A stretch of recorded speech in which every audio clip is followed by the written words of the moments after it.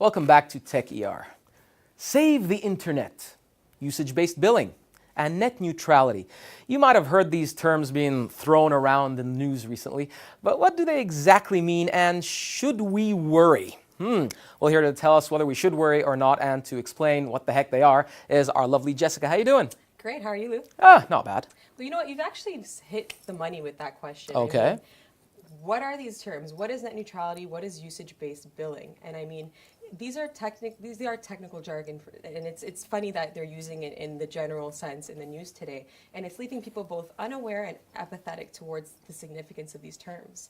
Well, okay, but the question is, should we as a general public worry, or the worry should be left only to the techies? Right, and that's a good question too. And I mean, let me just put it this way. Unless you're a technophobe or you've somehow managed to just avoid the internet, even living in this digitized society, the answer is you should care, because anyone and everyone who uses the internet gets impacted by these issues.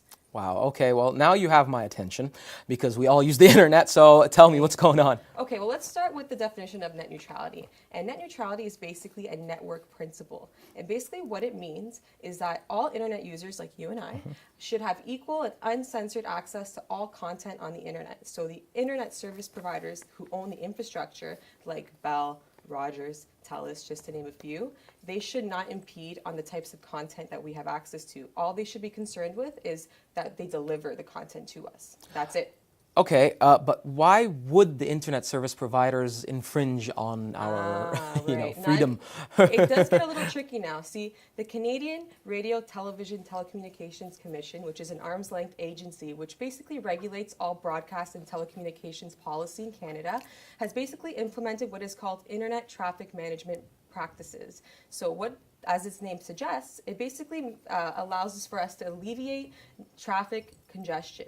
So basically what they say is that they want to make sure that people aren't over-consuming all at the same time, because it'll cause a delay in the connections. Okay. So they do this in two different ways, okay? So the first way they do it is with data caps. Now, data caps are basically the data allowances that we receive when we subscribe to internet services. So if we go over our data caps, we pay overage fees, similar to like what we do when we get a cell phone plan with exactly, 10 minutes, okay?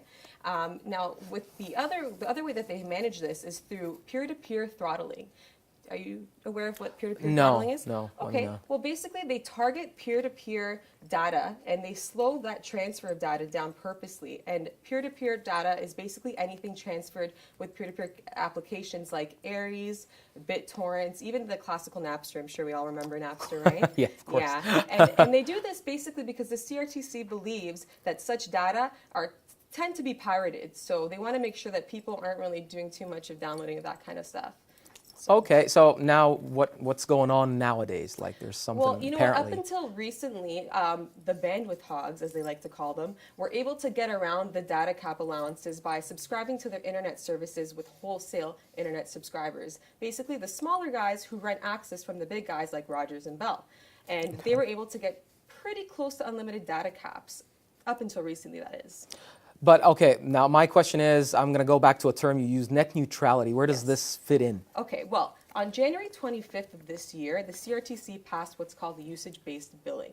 And basically what that means is that these big internet service providers are actually able to implement the same billing strategies, like I mentioned previously, on their wholesale internet service providers. So basically, you just forget about the whole large 300 gigabyte data caps. It's not happening. So basically what ends up happening is that, say for instance, if you're using something like Netflix, which consumes a heck of a lot of data, you can just forget about it. Unless you want to pay an arm and a leg to use that application, you're not going to use it. But why would they do that? That's the question. Why? Well, this is the thing. People that are for net neutrality basically believe that these internet service providers, who are coincidentally content providers as well, are preferring yes, their own content over the online content applications. So for instance, something like a company like Rogers or Bell, who provide cable services, may not want online users to access online content like videos and TV shows, right? So. Okay, Yeah. nice. Well, so it is an important issue after all, It basically. is an important issue. You know what? Us Canadians, we are catching on. And thanks to nonprofit groups like Open Media, they've actually spearheaded online petitions. And so far, we've got 500,000 to pressure the government to overturn the CRTC ruling.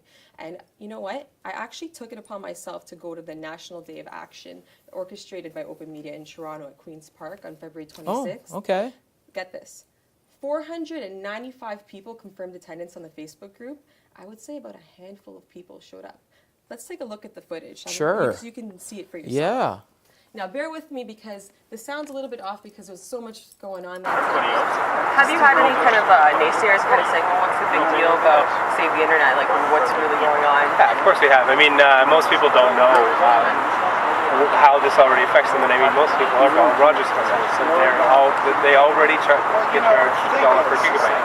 But the real problem is the fact that the government's forcing all internet service providers to follow the same business model, and at that point, no one can compete with the big companies, and it's essentially the large corporations trying to make sure that they don't have any competition and to squash the competition before.